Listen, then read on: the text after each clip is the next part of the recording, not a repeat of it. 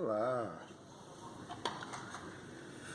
Eu passei o dia de hoje gravando e cenas incríveis, mas um pensamento povoou a minha mente e eu fiquei esperando a hora de poder estar aqui e fazer uma reflexão sobre ele. Trata-se do seguinte: uma querida oficineira que trabalhou comigo por várias vezes na oficina livre da Escola de Teatro Martins Pena, que foi o meu laboratório de pesquisas de performance e linguagens que fazem o ator praticar algo na direção e na contundência do teatro essencial, preconizado pela grande Denise Stoklos. A Evelyn Correia escreveu uma frase e essa frase ficou e está dentro de mim, exigindo um enfrentamento, uma reflexão. Ela fala sobre o pensamento cooptado. Ela fala sobre a ortopedia de comportamentos. Essas duas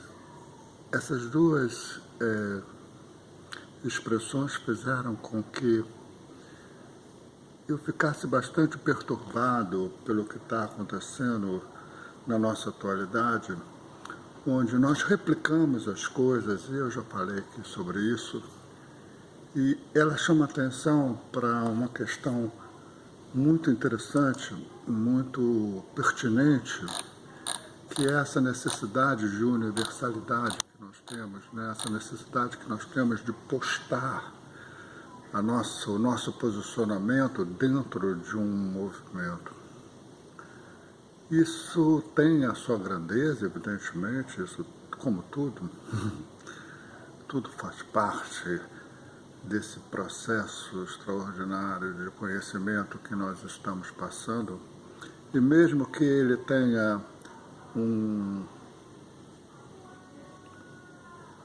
uma consonância, eu acho que a palavra pode abranger o que eu estou sentindo, uma consonância que revela um pouco um retrocesso de pensamento. De alguma forma, nós estamos diante de um moralismo, de uma necessidade de vingança, de punição, de julgamento, extraordinariamente expressivo. Talvez a gente encontre parâmetros sobre isso nos idos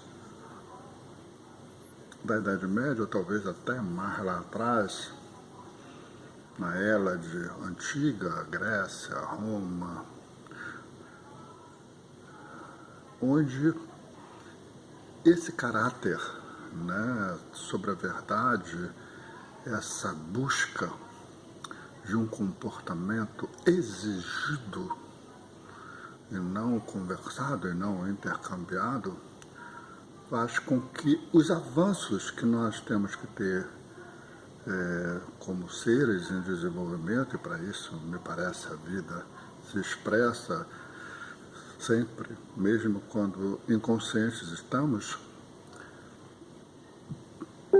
faz com que a gente precise o tempo todo estar observando as coisas antes de dar um mergulho, que o impulso, que a contextualidade, que o coletivo ao qual nós estamos aliados ou aprisionados, e isso é uma coisa que acontece mesmo, né?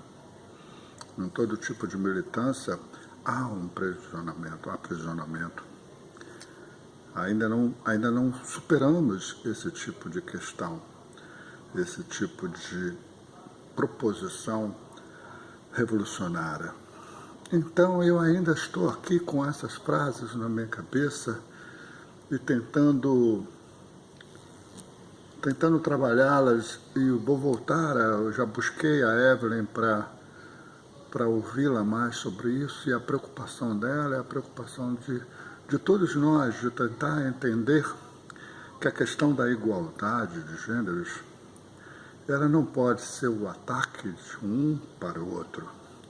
Ela não pode ser a exclusão de um para o outro, apesar das diferenças serem históricas, das diferenças serem opressivas e opressoras, no caso das mulheres. Mas os homens também são oprimidos. É preciso saber que a violência doméstica contra os homens é enorme.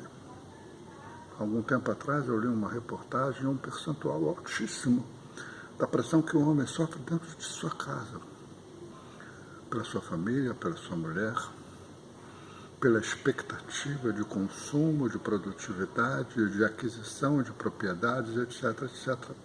O homem que não corresponde a um ideal de sustentabilidade, de status quo, ele tem sobre si uma pressão extraordinária, e até mesmo como reprodutor, como bicho reprodutor, ele tem também uma pressão sobre a sua sexualidade. A nossa cultura é uma cultura com um lastro extraordinário de machismo, e o machismo não é próprio ou impróprio aos homens. E a todos os gêneros. O machismo é uma expressão da superioridade, da suposta superioridade de um sobre o outro. Quando você cria animais como nós aqui na minha casa criamos, há sempre um líder predominante.